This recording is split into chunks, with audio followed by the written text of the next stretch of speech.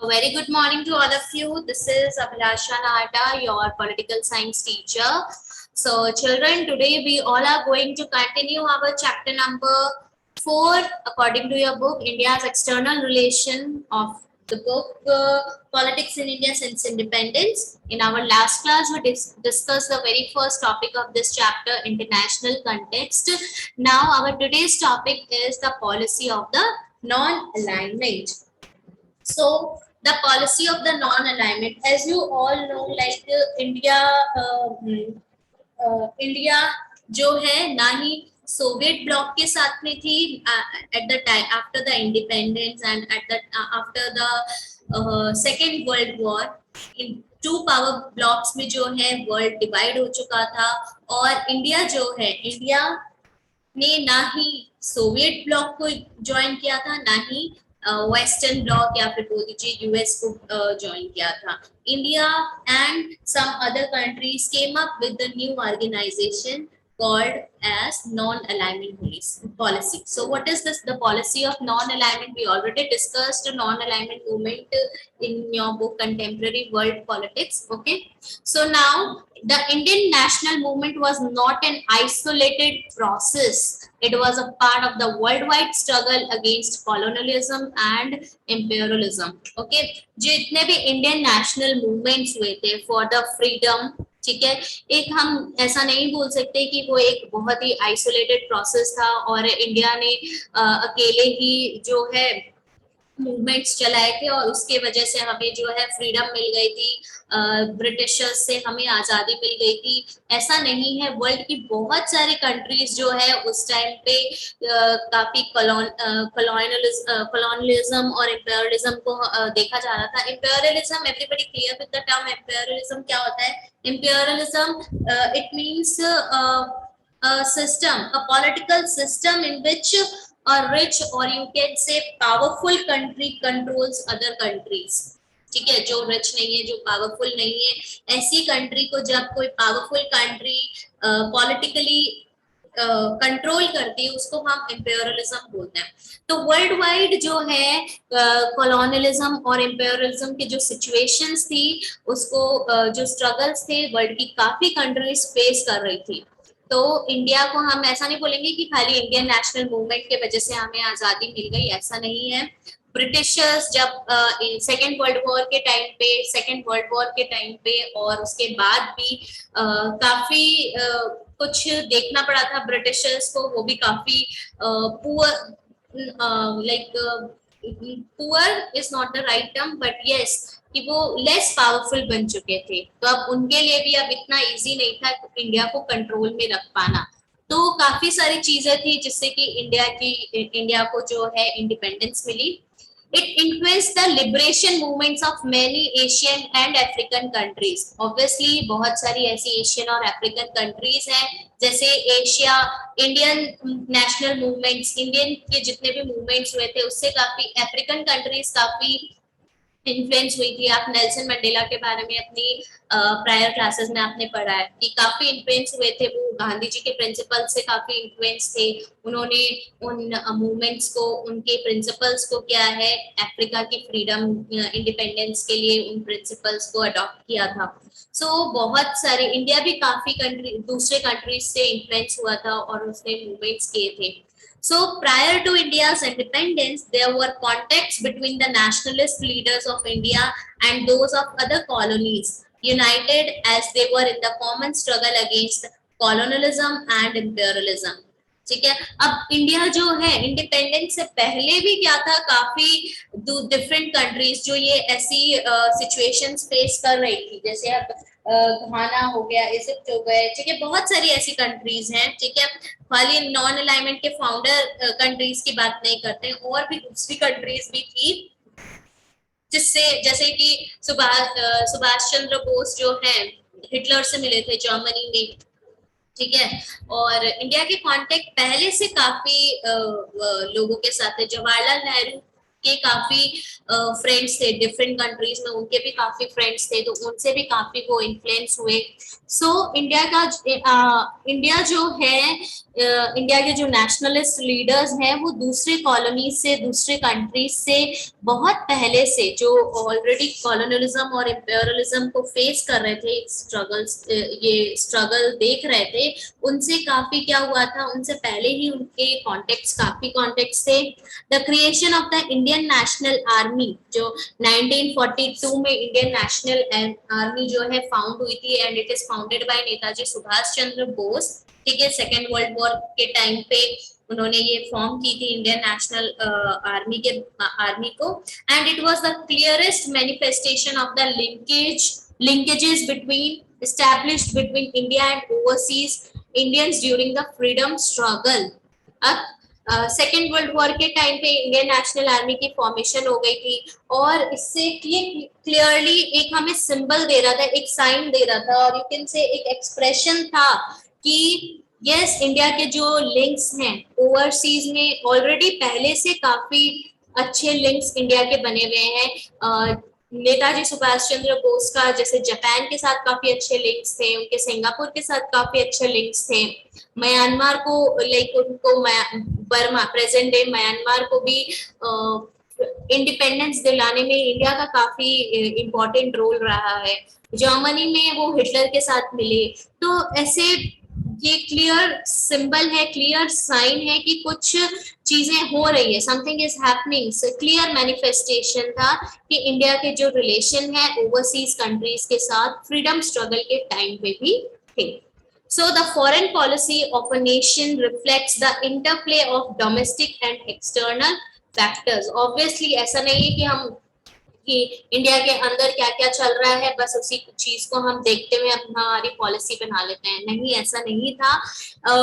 Obviously external factors को भी देखा गया था, इंडिया के रिलेशन कैसे, दूसरे कंट्रीज के साथ कैसे रिलेशन है, वो सारी चीजें भी देखी गई, और उससे देखते हुए फॉरेन पॉलिसीज जो है बनाई गई थी। The noble ideals that inspired India's struggle for freedom influenced the making of its foreign policies. अब देखिए बहुत सारे ऐसे इन्फ्लुएंसर्स थे, ठीक है, जो बहुत हाई मॉरल प्रिंसिपल्स को फॉलो करते थे, तो उन्होंने इंडिया को इंस्पायर किया है eight the time of India struggle for freedom, काफी इन्फ्लुएंस किया है इंडिया को कि वो अपनी फॉरेन पॉलिसी को किस बेसिस पे बनाएगा। India's attainment of independence coincided with the beginning of the Cold War era. अब इंडिया का जो इंडिया की जो अचीवमेंट थी, इंडिपेंडेंस की जो अचीवमेंट थी, ये कोल्ड वॉर एरा के टाइम पे स्टार्ट हो चुकी थी। we have already read about this in contemporary world politics, what is cold war era, ठीक है, हम ऑलरेडी पढ़ चुके हैं कि this period marked by the political, economic and military confrontation at the global level between the two blocs led by the superpowers, the US and the USSR. Bipolar world था, 1945 onwards जो भी era बोला जाता है till 1991, cold war era bipolar world ऐसा माना जाता है। और उस टाइम पे वर्ल्ड की जो कंट्रीज थी, ठीक है, टू ब्लॉक्स, या तो वो वेस्टर्न ब्लॉक के साथ थी या फिर वो ईस्टर्न ब्लॉक्स के साथ में थी, ठीक है, यूएस और USSR. The same period also witnessed the development like the establishment of the UN. अब UN, United Nation, जो वर्ल्ड वाइड पीस जिनका मेन एम है यूनाइटेड नेशन की का इस्टेब्लिशमेंट हुआ, क्रिएशन ऑफ न्यूक्लियर वेपन्स का creation, emergence of communist communist China का emergence, even बहुत सारी ऐसी कंट्रीज थी जो न्यूली डीकोलोनाइज हुई थी, newly independent, newly democratic countries बनी थी। So India's leadership had to pursue its national interest within the prevailing international context. So ये जो इंडिया ने जो पाथ चूज किया था, इंडिया ने ना ही सोवियत यूनियन के साथ रही टोटली और ना ही यूएस के साथ वो टोटली रही, ठीक है, एक अलग पाथ इंडिया ने जो है चूज किया। एंड काफी इंडिया को फ्रीडम से पहले ही काफी हमारे नेशनलिस्ट जो लीडर्स थे वो उन्हें पता था कि हमें इंडिया जो डिफरेंट कंट्रीज है और दूसरी कंट्रीज है उनके साथ हमें बहुत अच्छे जो है रिलेशंस मेंटेन करने चाहिए। अगर हम यूनाइटेड नेशन के साथ रहते हैं तो हमारी जो ईस्टर्न कंट्रीज है, रशियन ब्लॉक है, उनसे हम क्या है एक मतलब कि इनडायरेक्टली हम लोग क्या है दुश्मनी मोल ले लेंगे। और वही है, सोवियत यूनियन के साथ जाते हैं तो यूएस के साथ हम दुश्मनी मोल ले लेंगे। तो इंडिया ने एक बहुत सेफ पाथ जो है चूज किया कि हम दोनों के साथ में ही नहीं है, ठीक है। हम यूनाइटेड नेशन न्यूली इंडिपेंडेंट हुई थी इंडिया, बट उनका इंडिया किसके साथ चली गई, ठीक है, यूएन का उसी टाइम पे यूएन के साथ हो गई थी कि हमें वर्ल्ड वाइड पीस को क्या करना है, पीस को लाइक प्रमोट करना है। Okay, so now Nehru's role, Jawaharlal Nehru, our the first prime minister of India. So he played a very crucial role, very vital role in setting the national agenda. जब वो newly interim government भी बनाई थी और even जब elections के बाद भी उन्होंने जब गवर्नमेंट बनाई थी तो फॉरेन मिनिस्टर भी कौन थे, जवाहरलाल नेहरू ही थे। अब कुछ मिनिस्ट्रीज होती है जो प्राइम मिनिस्टर जो है अपने अंडर में रख सकते हैं, ठीक है। So he was his own foreign minister, thus both as the prime minister and the foreign minister he exercised profound influence in the formation and implementation of India's foreign policy from 1946 to 1964. So जो जवाहरलाल नेहरू थे उन्होंने बहुत ही exercised very great influence और you can say very profound influence in the formulation and implementation of India's foreign policy, as he was the prime minister as well as the foreign minister at that time. उनका जितना भी tenure रहा, prime ministership का tenure रहा, देखिए 1946 में उन्होंने interim government बना ली थी। उसके बाद उन्होंने जब वो 1951 में वो इलेक्ट हो गए थे as a prime minister of India, ठीक है, बाय इलेक्शन। उसके बाद भी उन्होंने क्या है फॉरेन मिनिस्ट्री अपने अंडर ही रखी और उन्होंने जो है जितने भी इम्पोर्टेंट फॉरेन पॉलिसीज से रिलेटेड जितने भी डिसीजन है उन्होंने खुद ने लिए। तो जवाहरलाल नेहरू के 3 मेजर ऑब्जेक्टिव्स थे, मार्क कर लीजिए क्या क्या थे। The 3 major objectives of Nehru's foreign policy were to preserve the hard-earned sovereignty. You all are like very much aware about sovereignty, क्योंकि हम जो है दूसरे कंट्री की जो सोवेरेनिटी है, फ्रीडम है, उसको रेस्पेक्ट देंगे, वहां की गवर्नमेंट को रेस्पेक्ट देंगे और हमने जो ये सोवेरेनिटी अर्न की है, ठीक है, उसको हम क्या करके रखेंगे, प्रिजर्व करके रखेंगे। हम किसी को भी इजीली अपने इंडिया में एंटर नहीं करने देंगे, हम प्रिजर्व करके रखेंगे। प्रोटेक्ट टेरिटोरियल इंटीग्रिटी, जो नेशनल इंटीग्रेशन हुआ था, ठीक है, प्रिंसली स्टेट्स को इंटीग्रेट करवाया था, बहुत मुश्किल था, इतना डाइवर्स नेशन था, उसको इंटीग्रेट करना, यूनाइट करना बहुत मुश्किल रहा। हम ऑलरेडी पढ़ चुके हैं उसके बारे में कि काफी चैलेंजेस हमने फेस भी किए और आज तक हम फेस कर भी रहे हैं। तो हमें हमारी जो टेरिटोरियल इंटीग्रिटी है उसे हमें क्या करके रखना है, प्रोटेक्ट करके रखना है। And the third major objective क्या था नेहरू फॉरेन पॉलिसी का, प्रमोट रैपिड इकोनॉमिक डेवलपमेंट। अब पॉवर्टी को एलिवेट करना था, इकोनॉमिक डेवलपमेंट को क्या है प्रमोट करना है, रैपिडली हमें क्या है डेवलपमेंट लेकर आनी है, पॉवर्टी को एलिवेट करना है। ये 3 मेजर ऑब्जेक्टिव्स थे जवाहरलाल नेहरू के फॉरेन पॉलिसी के। So Nehruji wished to achieve these objectives through the strategy of non-alignment. There were, of course, parties and groups in the countries that believed that India should be more friendly with the bloc led by the US. Why?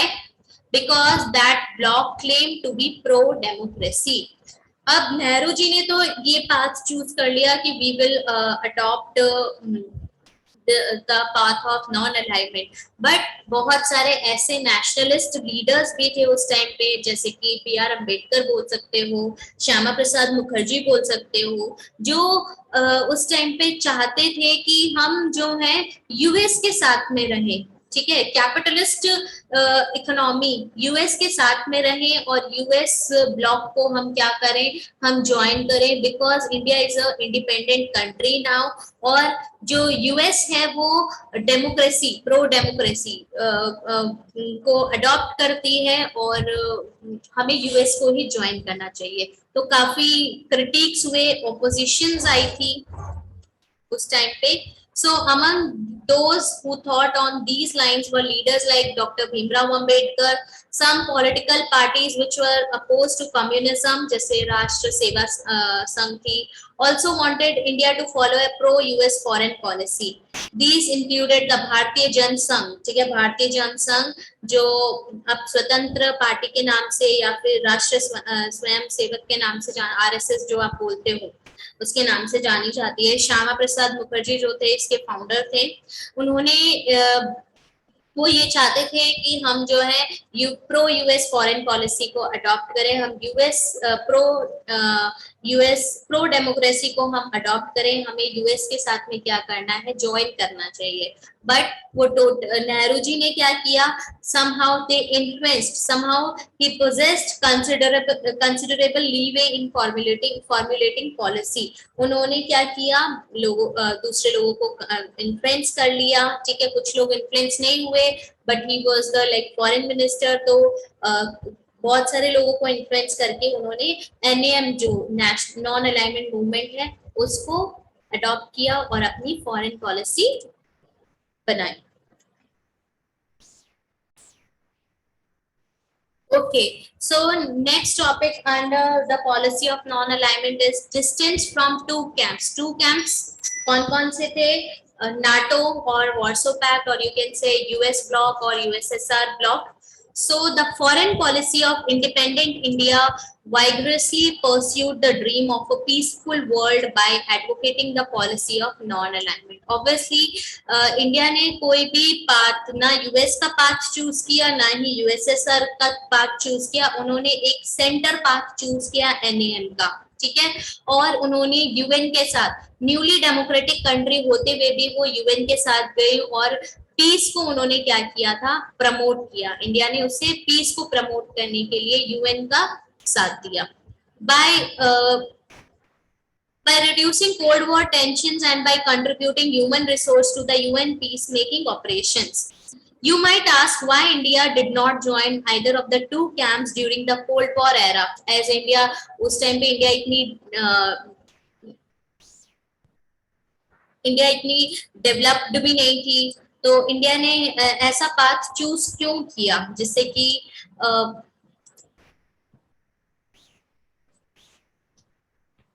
India कोई भी, जैसे USSR को choose कर सकती थी, US को choose कर सकती थी, खुद का एक अलग पाथ चूज क्यों नहीं किया। सो इसका एक मेन रीजन क्या है, इट्स मेन रीजन इज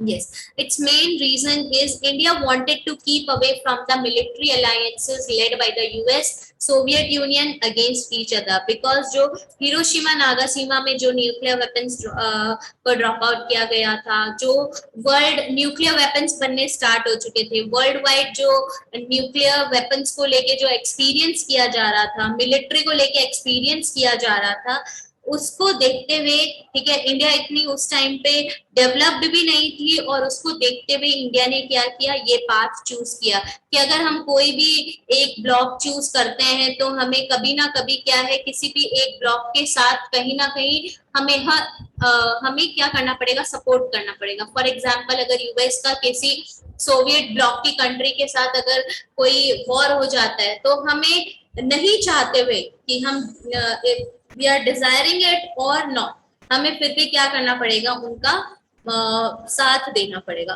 तो इस वजह से जो है इंडिया जो है अपने आप को मिलिट्री अलायंस से जो है काफी दूर रखना चाहती थी, जो न्यूक्लियर वेपन्स वगैरह बन रहे थे उससे काफी दूर रखना चाहती थी।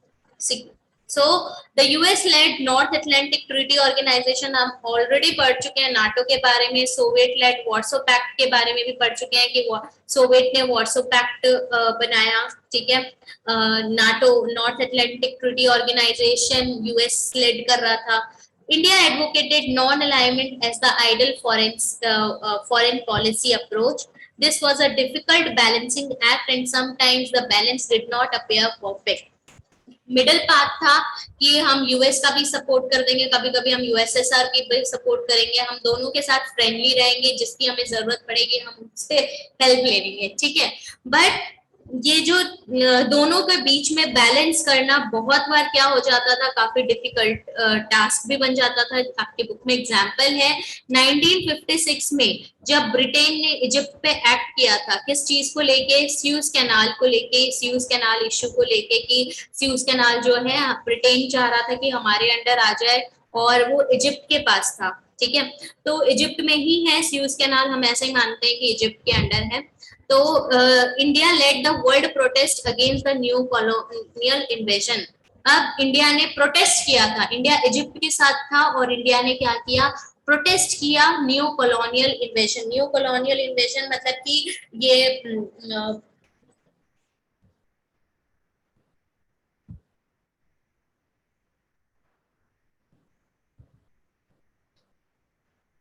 yes, new colonial invasion, it means आप इकोनॉमिक, पॉलिटिकल, कल्चरल या और दूसरे प्रेशर दे रहे हैं to influence other countries, especially former dependency, जो किसी और पे डिपेंडेंट करते हैं। तो ये जो न्यू कॉलोनियल, जो ब्रिटिशर्स ने, ब्रिटेन ने इजिप्ट पे अटैक किया था, इसके अगेंस्ट इंडिया ने प्रोटेक्ट किया।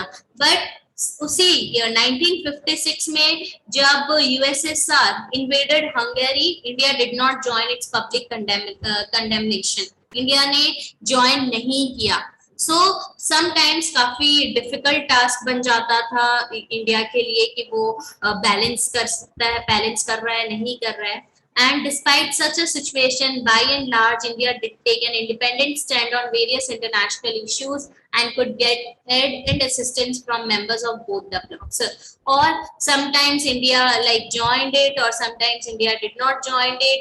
और क्या था, अब इंडिया के पास एक इंडिपेंडेंट डिसीजन लेने की पावर आ चुकी थी, एक इंडिपेंडेंट स्टैंड ले सकता था जब इंडिया ने एनएएम को ज्वाइन किया, ठीक है। तो बहुत सारे यूएसएसआर से भी काफी हेल्प, बांग्लादेश के टाइम जब बांग्लादेश 1971 में जब बांग्लादेश बना, ठीक है, ईस्ट पाकिस्तान एक न्यू कंट्री में एमर्ज हो चुका था बांग्लादेश में, तो उस टाइम पे काफी हेल्प मिली थी। हम तीनों चारों साइड से इंडिया जो है घिरा हुआ था, यूएस भी अगेंस्ट में था, यूएस पाकिस्तान के साथ था। तो हमारी जो स्टार्टिंग में सिचुएशन थी यूएस के साथ ज्यादा अच्छी नहीं थी, हम अभी पढ़ेंगे उसके बारे में। तो उस टाइम पे रशिया ने हमारी हेल्प की थी, राइट। सो इंडिपेंडेंस, बहुत सारे इंटरनेशनल इश्यूज पे इंडिया जो है इंडिपेंडेंटली स्टैंड कर सकता था, डिसीजन ले सकता था, और दोनों ही ब्लॉक से काफी हेल्प भी मिली थी। So India was trying to convince the other developing countries about the policy of non-alignment. Pakistan joined the US-led military alliance.